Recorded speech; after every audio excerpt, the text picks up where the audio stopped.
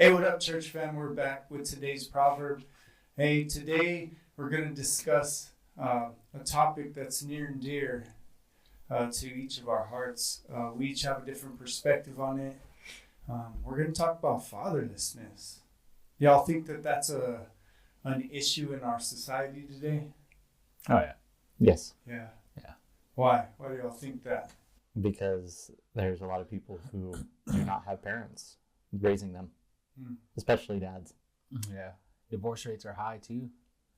It's easy for them to separate from their kids when they're out and about doing their own thing, whether it's a dad or a mom, honestly.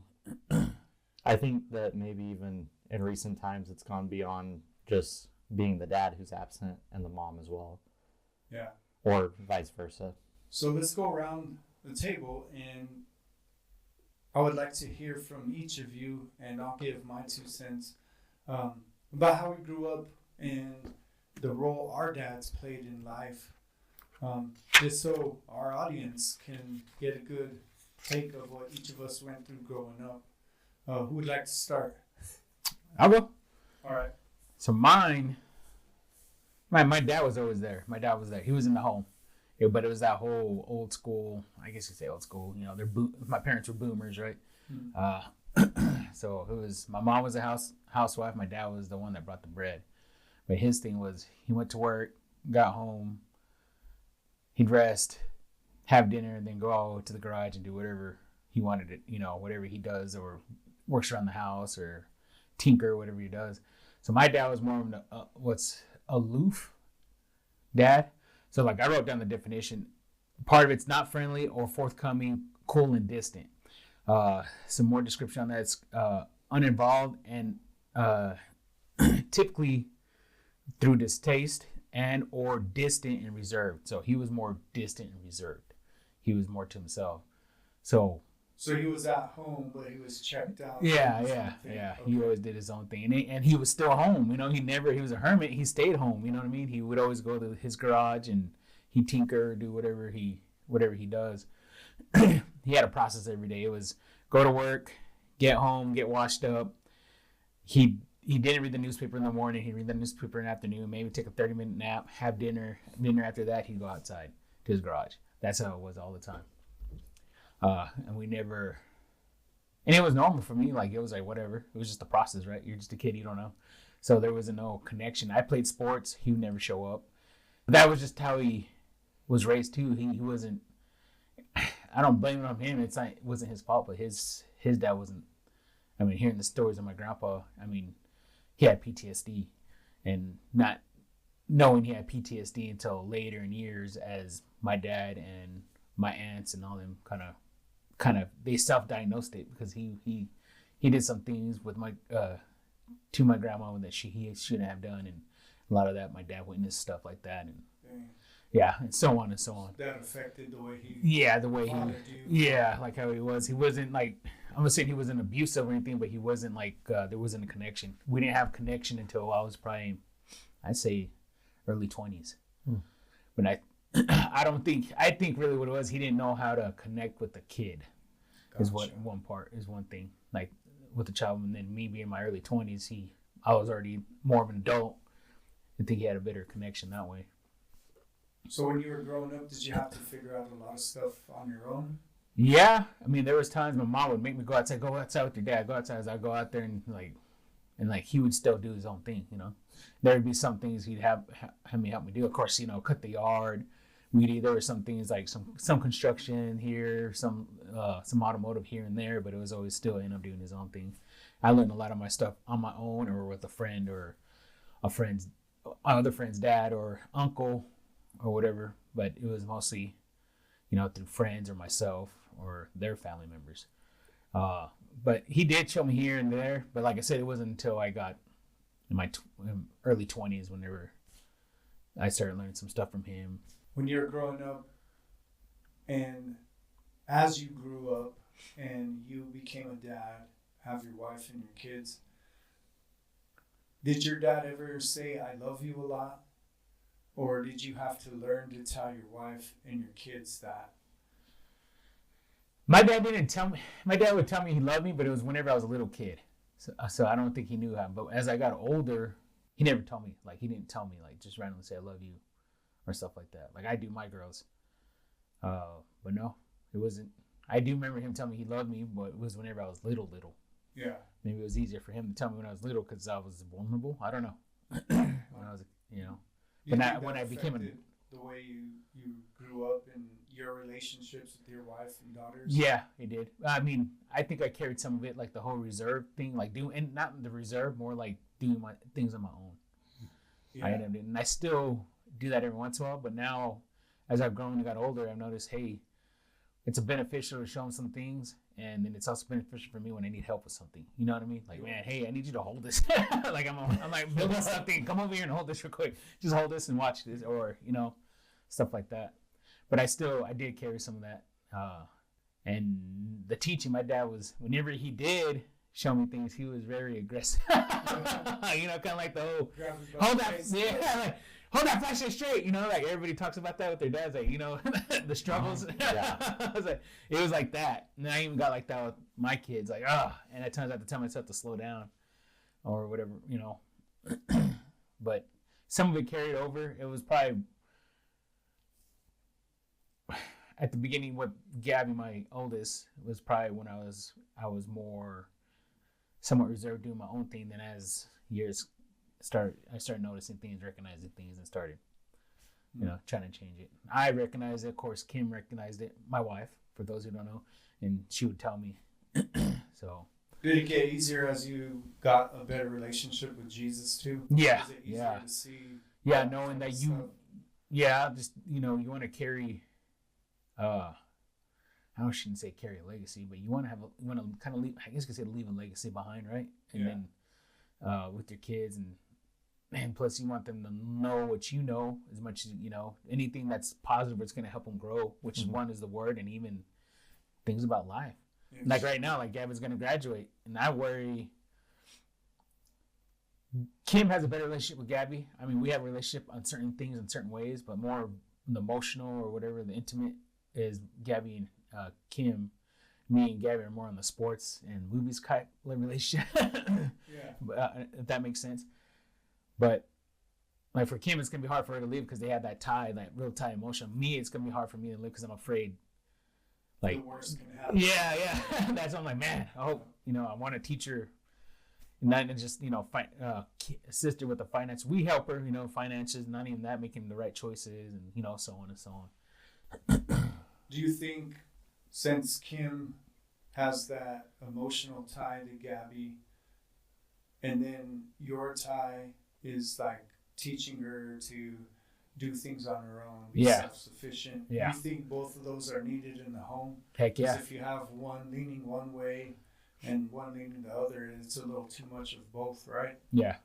How was it in having your mom and dad under the roof? Were you kind of like Gabby was with Kim? My mom did more of the emotional stuff. My mom, she would try, and she would tell my dad. I remember she was telling my dad, "Hey, go call Cesar. Go have him help you with this, help him with that." Just to kind of teach me, and he would at times, and some of he just kind of blow it off, because he was the type who's like, "Man, I'll just do it myself.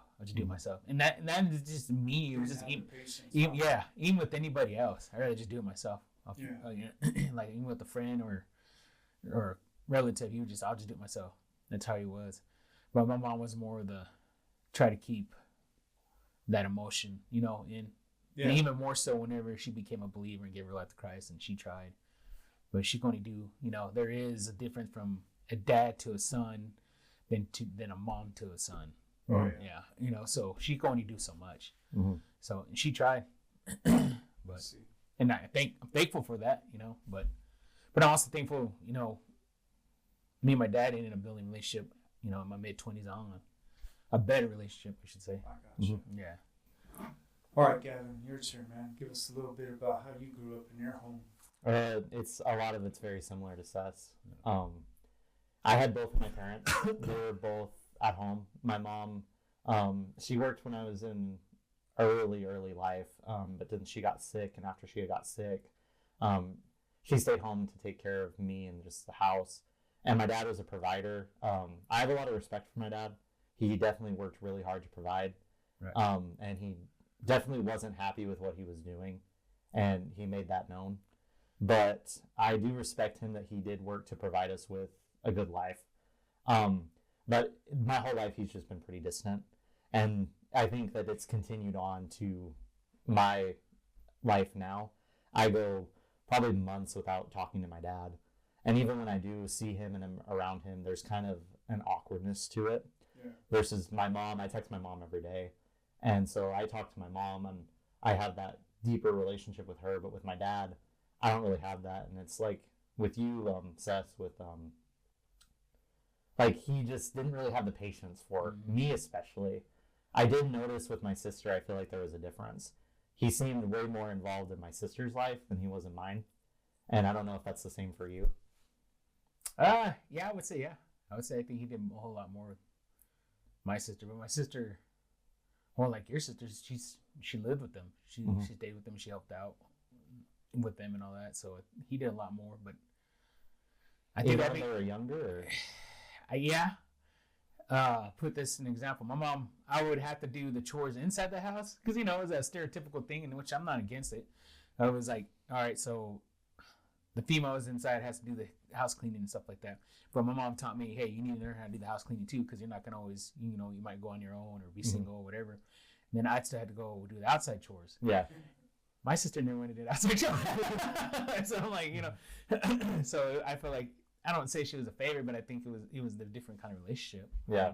Let's fast forward to that though. Who's benefiting from that now, you or her? Me. I mean, I will say over the years, she ended up doing more stuff outside stuff as she got older, like an adult, you know, because like I said, she lived with them to help out my dad and stuff like that. But me, I'm not afraid to go outside. I'm not afraid to do labor. You know, I'm not afraid to do, you know, I'll kind of figure things out. You know, I have the physical labor. I have ideas of how to do things, and if it's something I don't know how to do, I could apply some of that stuff that I've learned doing outside labor, which is whether it's cutting the yard or it was some little bit of construction or whatever. Yeah, and like you described earlier, my dad didn't really have the patience to teach us. Yeah. So he did mostly everything himself, and then whenever we would help, it was just kind of get out of my way. Yeah. And stuff, you know, I definitely think in my maturity, like now that I've gotten older and more like distance, like I don't live with them, I don't rely on them for money or anything. I can like see my dad in a different light because his dad was way worse than he was to me. And my grandfather, like he left for a couple years and then he showed back up and then they didn't get along at all. They kicked him out when he was 18. And they just, you know, never had a relationship he didn't have a relationship really with either of them after that happened. So I think that he just, you know, seeing him now and the way that he's lived and having that distance where I'm not around him as much anymore, I can see that I think he doesn't really know how to handle a lot of emotions and anger and helping people, you know. My parents are very... pain, that he's holding on to from... Probably. Younger, Yeah, I mean, I never talked to him about it, you know. And that's the thing, too. Me and my dad don't have, like, an emotional connection really at all. When we do talk, it does feel like it's kind of just small talk. Yeah. And so, like, you know, that's why I feel like I can go months without talking to him because there's really nothing adding to the conversation. And as I've gotten older, I've, you know, become friends or found people who are a lot older than me, or not a lot older than me, but, you know, just people who are older than me who have shown me stuff and have the patience to show me stuff. So, like, when something goes wrong, I don't call my dad because I know that his reaction is going to be blow up and make it more of a big deal than what it really is. I call people who are older men that I trust. Yeah. And I know that they're going to help me walk me through it because, you know, the more I've grown up now, the more I see how capable I am. And, you know, I think it is that you teach yourself a lot just, you know, because there's not really someone there to take the time to teach you. Yeah. But then when you're a kid, you don't really understand that. Yeah, because you don't know. Yeah, you just think, I guess I'm just worthless. Yeah, this is how it is. Yeah, and like I lose my patience. Like I get in that process of like, hey, I need help and do this and get this done, and I'll like ask for help, and then I get impatient with them. Like, and I have to tell myself I got to slow down, and then I still struggle with all that stuff. Like, how much do you feel like your dad how much of your dad do you see in yourself? A good portion. Yeah. When I say a good portion, man, if I had to put a percentage on it, I wouldn't say I wouldn't say 50%. I would say like a 30%. There is a good portion. There's times I get, like you said, that patience. I get frustrated too. Like people, when I not say people, I say, like certain things. Like I'll get people that ask me for help, and they're like, "Man, how do you not know this?" Like stuff I get like that, and I'm like, "No, I can't be that way." There's some things I don't know, so I need, so I change. I have to change that train of thought. Like, hey, there's things I don't know, and I'm going to ask people for help, so I need to be a little bit more patient on that side. And that's how my dad was. My dad's like, "How do you not know?" Yeah, like I've heard that one. Yeah, how do you not know? Like, and then over the years, my dad got better, and he's like, "Yeah, I'll show you real quick," or whatever. But my dad was kind of like that. He's like, "Man, how do you not? And I get like that too, and not even just in I guess because that process of figuring it out myself was over the years and just figuring it out. I was like, how do you not, like finances and stuff, like, how do you not know, stuff like, man, you mean you've been doing this for this long and that, and it's just part of me knowing that I did a lot of things and had to read and learn or teach myself in a lot of things and figure it out because it was just the way I just had to do it. I think that as I've gotten older with my dad, I think that he does respect me and that I have, taken care of myself financially and just, there's like me that like I have a stability on myself completely. But I think that you can have respect for someone, but at the same time not have like a really like a close relationship with them. Yeah. So like I feel like we like have like a mutual respect, but it doesn't go beyond that. Yeah. And I think that his respect for me is not as much as like I've respected him just because he's older and he did provide for me a lot when I was young. Yeah. And then now that I'm older, I think that he's still, he's getting used to his kids being old. But I mean, me and my sister both, even though he was closer to my sister, we both don't really talk to him. Yeah. We talk to my mom, and my parents don't live in the same town as me anymore. And we go visit, but I go visit for my mom. Right. I don't really go for him. Right. And now you say that you could go months without talking or seeing your dad. I was like that too. Not in the sense, just my parents in general. And it was more because, not that I didn't want to, it was just a trait that I had picked up from my dad. Mm-hmm. My dad didn't visit, unless my mom told him. Mm-hmm. Yeah, my mom had to say, "Hey, let's go visit your mom. Hey, let's go visit your parents," and they lived in town, you know what I mean? Yeah. I got like to say, my mom, we used to always get upset, "Man, why don't you come visit me?" I get so busy and tend to forget, and it's funny, I would know, like, gosh, I haven't got to visit. 30 minutes later, I get like a phone call from my mom. Like, where you haven't come by? You haven't seen me? And it's like, and it's not to be mean. It's just like, it's kind of a trait that I picked up because I do that with my kids. Like, my kids will go, like, if they go on a trip with a friend or something like that, I got to tell myself, and it's crappy because I got to tell myself, "Hey, love you, hope you're having fun," and just to shoot a text. Like, I get like that. Like, I even forget. Like, yeah, dang, it's just easy to do that because my dad was like that though. My dad was like that. And it was just. And I just get used to doing my own thing. Did your parents have friends growing up? Yeah, my dad, he only had a couple of close friends. Mm-hmm. And one was, his name was, his crazy nickname, Cheto. He was a good mechanic. Yeah. And then my dad liked to do mechanic, and he would hit him up for mechanical help. Mm-hmm. And then every once in a while, the neighbor. And I think that's it. Yeah. To be honest, man.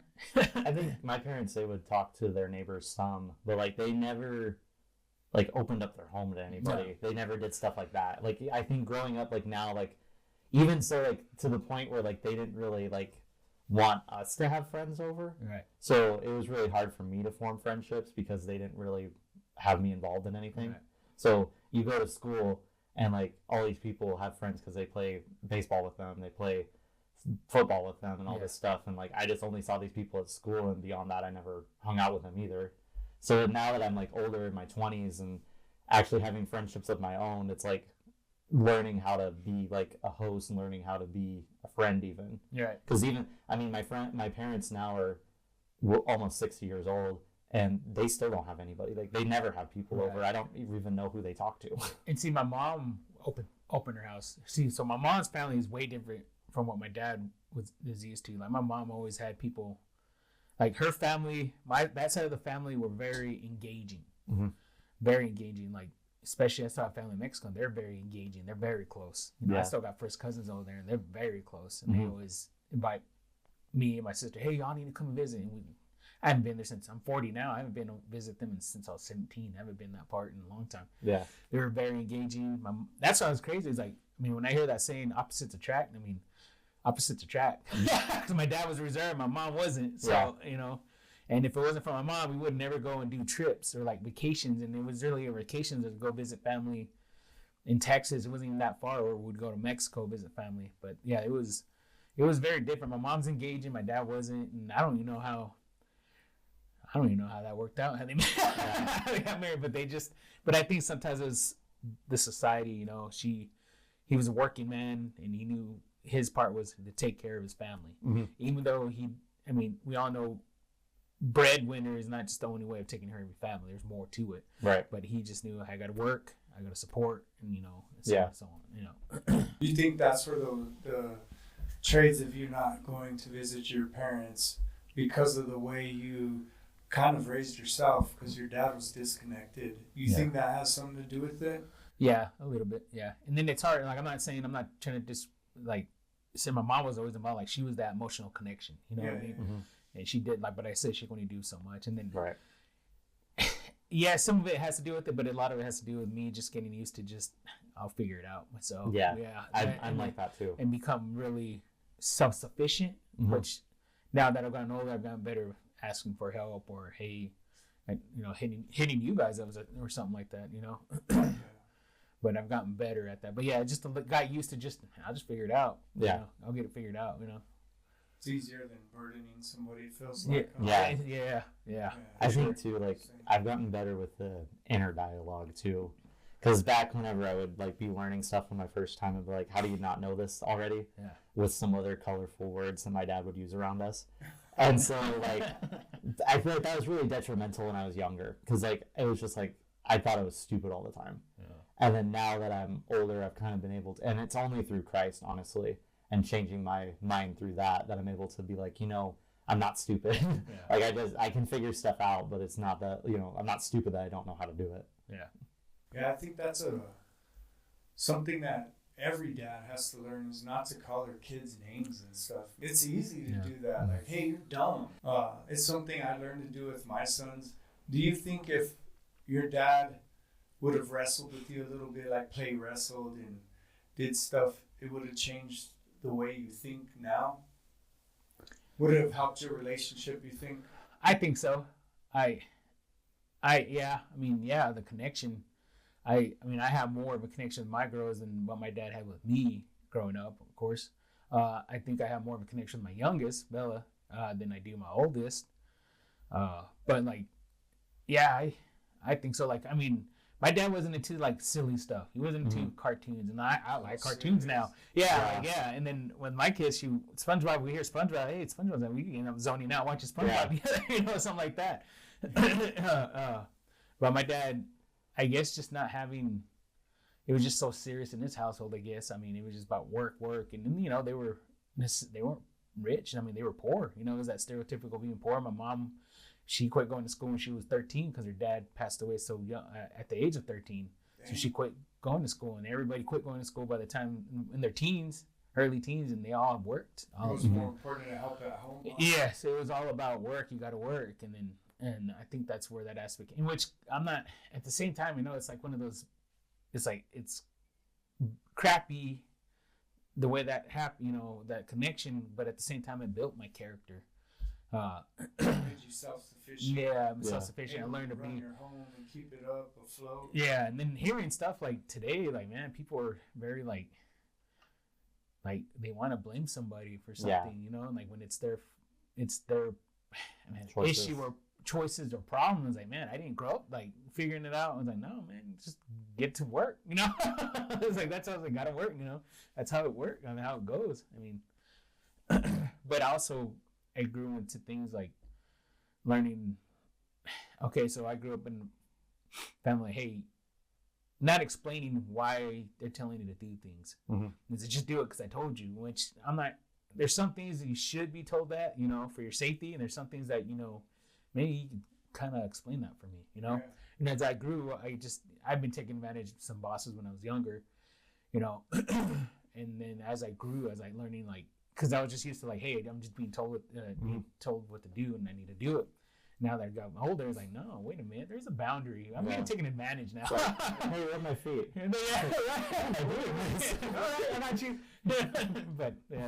But there's a lot of things that have helped me grow, and I've seen things, and it built along a strong character, to be honest. With things that need to be fixed or whatever, cleaned up, but but it did. What about you, Gavin? You think that would have changed the way you were raised if your dad would have played wrestled or? I remember there are sometimes, the thing with my dad is he was inconsistent too. Because there were sometimes, like, when I was, like, younger, I remember us doing stuff like that. Like, I remember, like, you know, he would, like, play, like, stuff with, like, play with me, like, with things like, you know, like on the swing set or chase me down the slide or stuff like that. I was a real little boy at that point. Yeah. And then, like, it's just, like, he was pretty inconsistent. Like, it depended on the kind of day he had. And he never knew. Well, you would know when he got home, but you never knew. And even now, like, I feel like that's why I'm hesitant to talk around him, because if he had a bad day, he's going to chew your head off. Damn. So it's not like it was like consistent of like, oh, like dad's fun. Like, you know, dad's fun. Dad's fun some days. And then some days dad is not fun at all. Mm-hmm. And I feel like I didn't really know how to tell the difference. So then as I got older, he got more distant and I got more distant because I didn't want to like trigger him. Stuff, yeah, like I really avoided him a lot because I didn't want to like trigger him to go like on an outrage of like just yelling and cussing and complaining and all this stuff.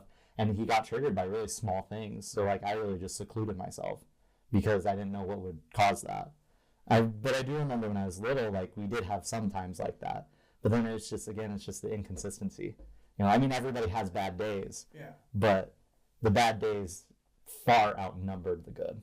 You know what's helped me with that is I look back, as you guys are talking, I'm thinking about how my sons were raised, right? And how I was raised.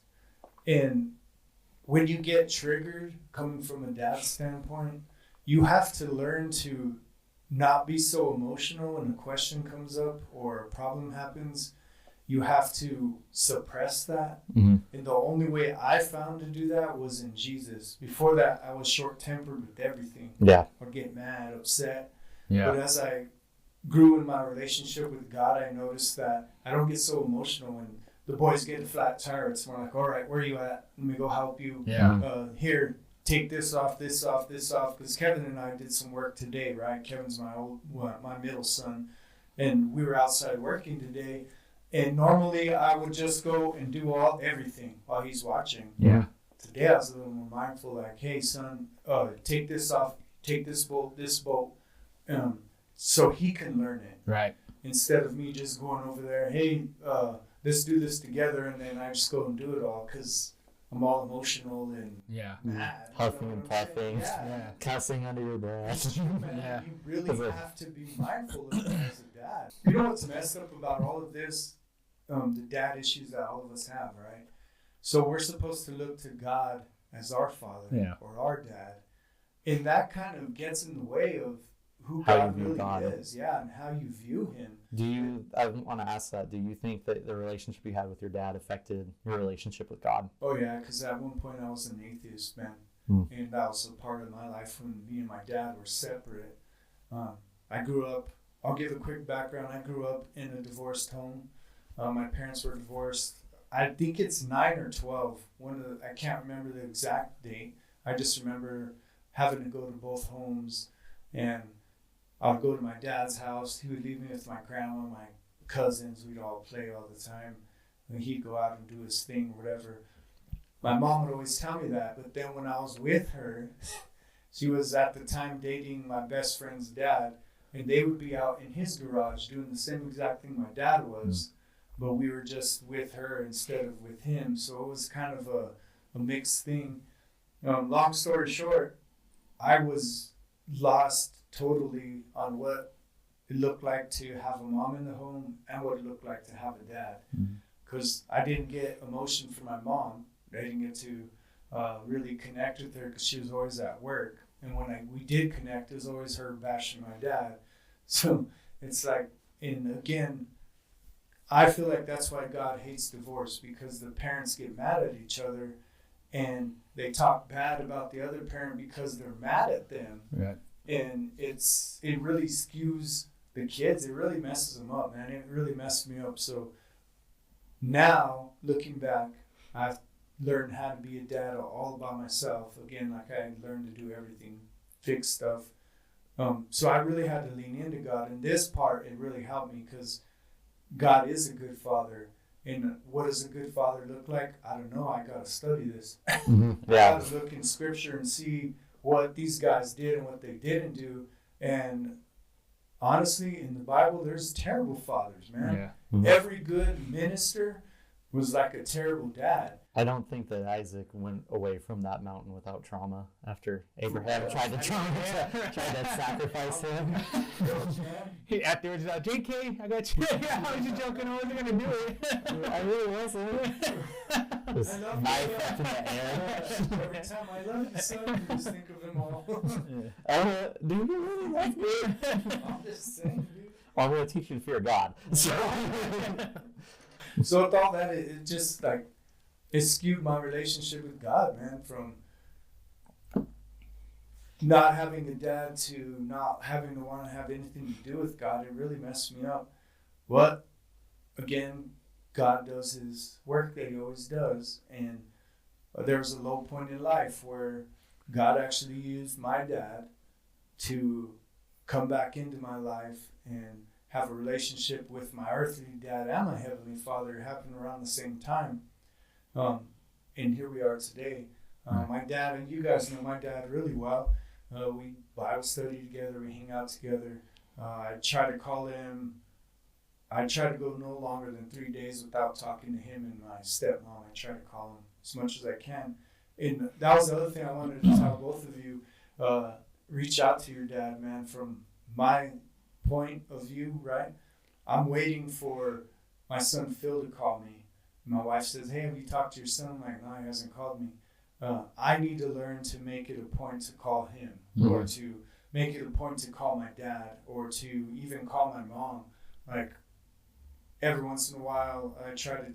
Me, my wife, and my sister, my mom are all on the text line, so we try to wish each other good morning or something, you know. But you really have to train yourself to do that. It's so weird. Like your mind don't automatically go to your parents, especially if you didn't have a good relationship with them. I can only speak from not having good relationships with my mom or my dad, if that works. I would love to ask somebody who has a great home or growing up. I mean, not obviously nothing's perfect, but that has a good relationship with their dad today, if that really affected them calling them every day, or do they still have to train their minds to do that? It's just something to look into.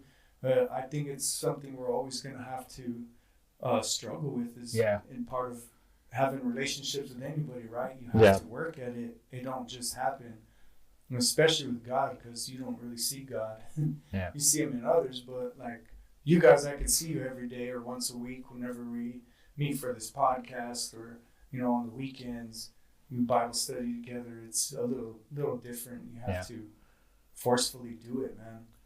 And sometimes, like being self-sufficient, I'm learning to be self-sufficient is also something being busy too. Like, in instance, like I'm not contacting my parents, would get busy and just, I need to help me get this done, I've got to do this, and then I wouldn't like call or anything like that. And even so, after my mom, she was dealing with her pancreatic cancer and stuff like that. And it was towards the end before she passed when I started noticing more, like, man, like if she needed to drive to the hospital in Lubbock or something like that, like I'm thinking, all right, I got to cram that in. I would think logistics, man. And then instead of, man, I need to give my time to her, you know, like she gave her time to me. Like now that I see them, now that they're both passed, like, hey, I need to slow down and stop thinking, be more compassionate, not logistically, you know? And that's not just with family. I mean, with friends and everybody else. Like, I got to stop thinking like it's another thing on my checklist. I got to stop doing that. Like, I've gotten better and I see it even more. But I was like, I got to scratch that out and say, no, I got to be compassionate, not logistic. Yeah. Thinking I got to schedule it in or something like that. The only way to learn is from God from that. Yeah. Right. I'm giving him the space to work, though, too. Because, like, with my dad, it's been very recent, like within the last couple of months, that I kind of had a realization that the relationship I have with him is not going to get better if I'm not spending more time with him. Yeah. So when I'm with them, like I've been in a habit of like I seclude myself away from them, and now I'm trying to force myself to actually like just be in the same room with them at all times, and like just give it more of an opportunity, because that's the only way that it's actually going to get better, and that we would be on better terms as if we. It's not that we're enough in the same building. I grew up in the same home as him. Like it is being more around him more. Yeah. And you gotta train yourself to do that too. You know, it's hard. Ask more questions. What I found works good is playing games, man, card games or stuff like that. So last time we went to visit my mom for Christmas time, we looked at old pictures of me, so everybody got a clown on me. You know what I'm saying? You know, it was cool, man. Yeah, I guess you say like keep it simple, like or with your parents or your dad or your mom, whatever it is, keep it simple. You're trying I'd say advice to say is just keep it simple. Like Phil's saying, like a game, go fishing, a quick card game, or even just just a TV show. If it's just for 30 minutes, all right, I gotta go. You know, we've gotten better with like football games a lot. Football, we watch a lot of football together, and he'll go fishing too. Like we go fish together more, and things like that. You know, it does help. No, we're not gonna give I'm not gonna give him my whole life story about everything that's going on and stuff. You'll get there eventually. And I think too, though, like as you get older, you become your own person, and there's only so much you can actually listen to your parents about. Yeah. Because, even if your parents are believers, God's probably could call you in a different direction that they don't really understand. Very true. We all have our own lives, and God uses us in different ways. Yeah. That is true. I feel like when I told my sister, my mom, about Jesus, they just took it as a joke. They thought my wife changed my life. It was Tracy. It wasn't Jesus. Do they still firm? They're still on that? It still kind of seems like that, because I don't know, man. They're just looking in the background, waiting for something to happen. You're like, I'm the man. A while back, I called my mom just to talk to her, and she's like, "What happened?" I'm like, "What do you mean, what happened?" I just want to say hi. Why are you calling? I just called to say hi. That tells me she's just, I don't know. I don't want to speculate or anything, because I really do love my mom and my dad. Again, we're making this podcast not to bash our parents or anything. We're just trying to give you audience insight into how we grew up and how our relationships with our dads affect our relationships today with people, and God, especially our kids and the Lord. Yeah. Even though there was those negatives, there was a lot of positives. I learned with the word. There was out of the word learning that there was a lot of positive out of that negative. You can use that positive and then polish it up. Yeah. Nobody's perfect, no. And if you look at your parents, and if they did better than their parents did for them, You know what I discovered too is you have to forgive your parents, because they partially made you the person you are today. Whether you knew it or not, they trained you that way. Yeah. And can either of you say you were perfect? Yes. I'm kidding. See, then you have to forgive your parents, because they didn't do the job they should have done. And the more you learn who Jesus is, and the more you hang out with him, the more you realize they were terrible. And I don't mean it in a disrespectful way, but you have to see that in order to grow in your relationship with God, is what I've learned anyway.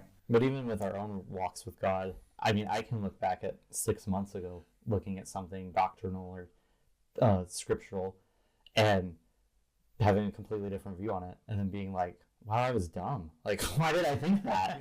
And, if we're not doing that for the entirety of our lives, you're not refining and getting better. So, you can say a lot about your parents, but, the same thing, like with them, like, everybody is going to make mistakes. And if you're not returning to the Lord and working to change those, that's the only way that change is going to come. It's true. Yeah. So with that being said, I have today's proverb. Y'all want to go over that real quick? Sure. Yeah. All right. Here we go. It's Proverbs 11:30. The seeds of good deeds become a tree of life. A wise person wins friends. So the seeds of good deeds become a tree of life. What could that mean? I want to say like acts of service, especially if this is taken in the context of someone winning over friends. I think that, I mean, I thought about this a lot because, like, again, like I didn't grow up having a lot of friends or really any. So now that like I'm older and I have been blessed with these kind of relationships, you have to be the friend that you would want to have. Yeah. That's how I look at it. So the Bible, all through Scripture, you always hear sowing, reaping, right? So when you sow good, even in those times it's bad, a harvest is going to come. What are you going to reap? Are you going to reap the good that you've done, or are you going to reap the bad? So as you get better at doing what's right, doing what God's way instead of our way, you learn to be a better friend. And that's what wins people, right? Yeah. Your consistency, how you respond, how you treat them in those moments. That's how we get friends. And I'm with Gavin, man. I had to learn how to be a friend before God even sent me friends. Right. What's the point of God sending you good friends and you're just going to ruin it? Well, I think too, when I was younger, the reason I wanted friends was just selfish reasons. I wanted people who would honestly do stuff for me. And then the more that I've come, like I wanted people who would I found my worth in other people. And so the more I gotten older and matured in my relationship with Christ, my worth comes from God. Yeah. So you don't look for it in other people. They're a blessing from the Lord. They're not, if someone pisses me off, a friend pisses me off, we can work past it because I didn't put all my hope in them. Yeah. And there's one other one I wanted to bring up that it's in Proverbs 27. It's Proverbs 27:10. Never abandon a friend, either yours or your father's. When disaster strikes, you won't have to ask your brother for assistance. It's better to go to a neighbor than a brother who lives far away. Yeah. So that's the importance of having friends and community around you, is because you have people to call on who are close. Or they call you just to see what you're up to, and they notice you're sick or hurt. They'll be there for you, man. Yeah. You miss. And there's studies. You're sick. And if you look at it at the scientific sense, there's studies on that. You need people. People live longer. I forgot how many years it was. I forgot. I want to say they said like 7.2 years longer when you have a connection with somebody and that you have somebody with you that can help you through things. Yeah. Whether it's emotional, physical, so on and so on. I think it was 7.2 years. I don't know.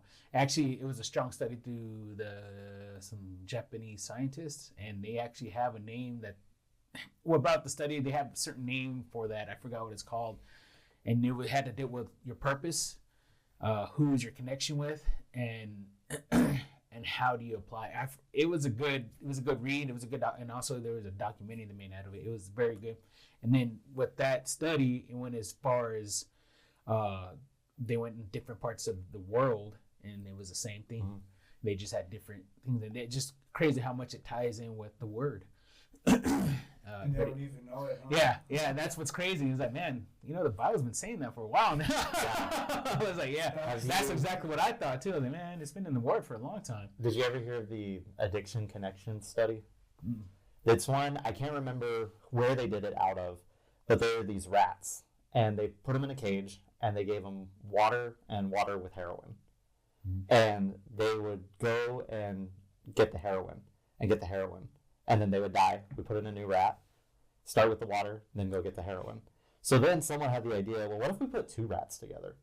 And they put the 2 rats together, and they stopped going to the heroin as much. Then they put 3 rats and 4 rats and so forth, and then they just stopped going to the heroin altogether. They stopped overdosing. And what it was is it's a theory with addiction that a lot of times addiction is a lack of connection. And so people are trying to fill that void with drugs, with etc. And then that's why we live in such a dangerous society now. I remember the video I watched, they did this comparison of how many close friends people had in the 50s or 60s, and then how big their apartments or their homes were. And our homes have gotten significantly bigger, and our communities with other people has gotten significantly smaller. And the way they phrased it is we've traded floor space for friendship. And then now, I mean, everybody calls it the loneliness epidemic. COVID only made it worse. There's tons of people, I've heard that. in their 20s, 30s, teens, they don't know how to make friends. They don't know how to have people. And I think there comes like a point of distrust. I've seen like this one post that was like, someone was like, call me old school, but like, I don't think everybody should know where you live, or I don't think that, all of this stuff, which your address is public. It's public knowledge anyway. You could go to the county clerk and you can get it. And find out. But that's not old school. Like, people used to really open up their homes and be hospitable people. Yeah. And now they're not. And we wonder why people are so depressed on so many antidepressants and stuff. Like, they don't trust anybody. It's sad, man. Yeah. I feel like it has to start with God, though, because even if you didn't have God, like in my life, so before I came to Jesus, I had friends, right?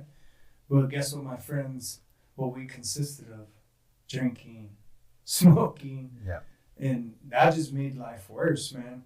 And now, with you guys as my friends, what do? We break bread together. What are we doing now? We're reading the Word together. We're learning together. I don't know. It's just super important that we learn to have good relationships with people, man.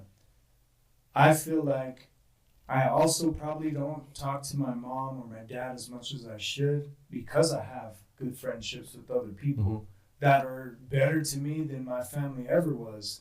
But I don't know. I could be looking at it wrong. Obviously, God's still working on me on learning to be a good friend and how to do all that stuff. That's just something I learned. Like, I stay away from my brother, my sister. For one, they're not saved. And I don't do it purposely, but I've had them around me for 18 years, 20 years, man. It's like, I like the relationship I have with Gavin and Ces a little bit better. It wasn't about beating each other up or bothering each other. You know what I'm saying? It's different, man. Yeah. And I feel like that's why God has a church. So we all hang out together, man. Yeah. And first off, it's Him. That's the most important. And then He always points us to people. It's funny because, like, my parents, they don't have friends or community really with anybody. And my grandmas are different. Like, in their elderly years, they've found a lot of fellow elderly people to spend time with, And, like, they don't have, their husbands have passed away, but they have these other people that they spend time with. So they're not so alone and miserable. It's true.